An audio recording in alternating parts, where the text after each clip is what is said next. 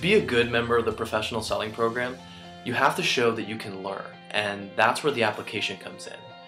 But to be a great member of the professional selling program, that's not something you can teach, and it doesn't fit on a piece of paper.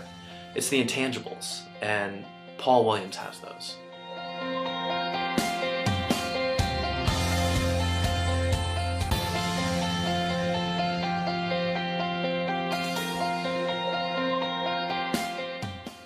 In the summer of my sophomore year in high school, I tried out for the junior varsity basketball team. And during one of the practices, the coach brought us all together and he said, I just want to let you guys know that next season, you guys won't be the most athletic team. You won't be able to jump the highest, and you're not going to be the fastest. But you will be the most tenacious.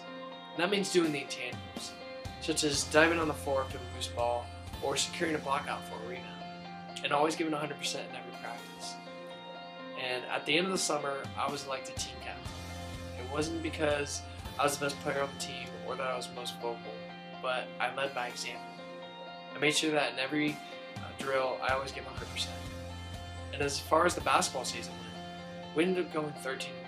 The coach is exactly right. We weren't the most athletic, and we weren't the strongest, but we were the most tenacious. And this taught me a valuable lesson.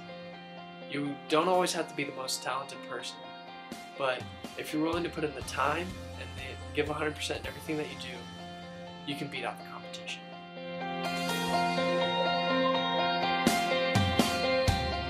The person who's influenced me the most on having a positive attitude is my mom. During my senior year in high school, she was diagnosed with cancer. And in this kind of situation, thoughts of fear, depression, and even anxiety can begin to set in. But she said from the very beginning, if I'm going to go through this, I might as well have a good attitude. And that's exactly what she did. I never heard her complain.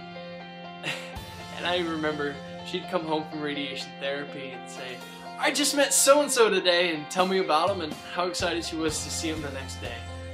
And she'd also tell jokes to the doctors, one in particular where after her radiation therapy, she'd lean up to him and say, that was so much fun, can I come in tomorrow and do it again? And I can proudly say that she's cancer-free, and this memory's going to last me a lifetime.